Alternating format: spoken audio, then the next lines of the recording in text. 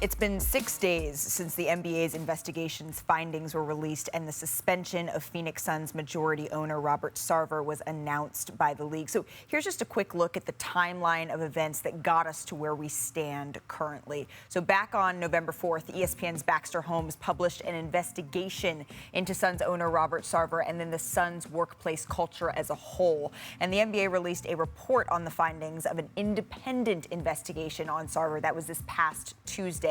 They also suspended Sarver for 1 year and fined him $10 million. And then, 2 days later, Suns minority owner Jam Najafi called for Sarver's resignation. And then the next day, the Suns jersey sponsor PayPal said it would not renew its partnership after the season. That is, if Sarver remains involved with the team. So now welcoming into the show our senior writers Ramona Shelburne and Brian Windhorst, along with our front office insider Bobby Marks. Thank you all so much for spending a little bit of time with us today. Bobby, I want to start with you here. How does the potential fallout of what is going on with Robert Sarver here impact the decisions that the front office needs to make? I think the $1 million question, or maybe the $33 million question, is do they have the authority to keep on spending, right? This is a Phoenix team that's in the luxury tax. First time since 2009, 2010, $33 million tax penalty. They've got an open roster spot. That would even cost them about $7 million. So does this front office led by James Jones have the authority to go out and make a big trade and add significantly to their luxury tax bill?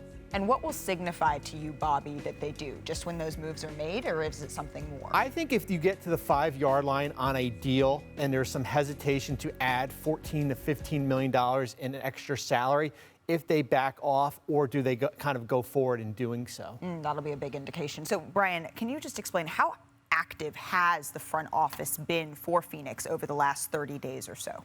Active, and very active within this last week. They are conducting business. They're in trade negotiations right now. A lot of them are centered around Jay Crowder. Jay Crowder is a player who's available on the market right now. Whether or not there's going to be a deal for him that materializes before now and next week's trade deadline, that we'll have to wait and see.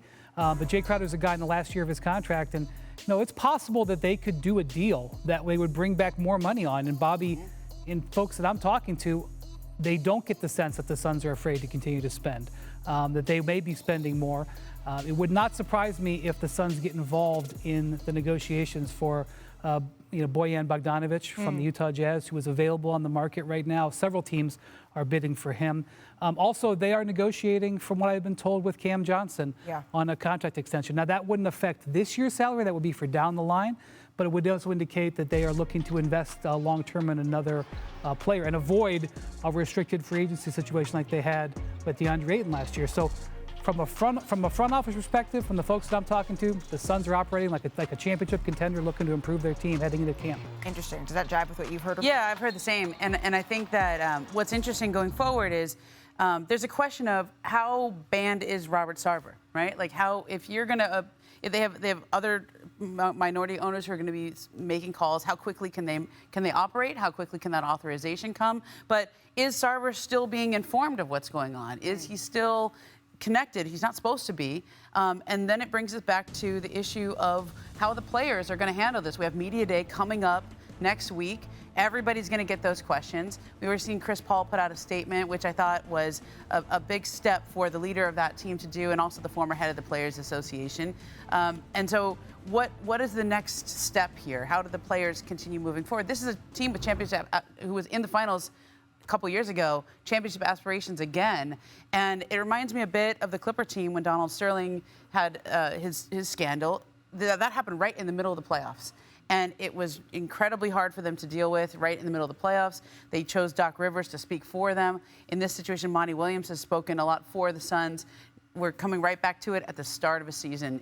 In some ways, it's good timing because they can address it straight on, but in other ways, it's just going to be a season-long conversation. Well, and not only do the players have to address this, but also, Bobby, the front office folks are going to have to take these questions and address this. We'll be hearing from them for the first time, including from some folks who did initially sign a letter in support of Robert Sarver. How do you expect that to be handled? I'm expecting James Jones is in charge, but I'm expecting the voice to be Monty Williams. I think when it's all said and done, he's going to be the leader of the group of 14 players that are in that locker room that will make that roster here.